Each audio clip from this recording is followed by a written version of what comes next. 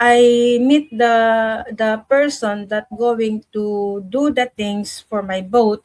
So I just found out that my boat is going there, and I went to the Coast Guard and asked them why the engine it's not working. The two engine is not working because the person is already doing that, and I found out that the person that I hired, his engine is like a gasoline, but my engine is crude oil. So I just found out, the Coast Guard told me that it's different how to how to do it.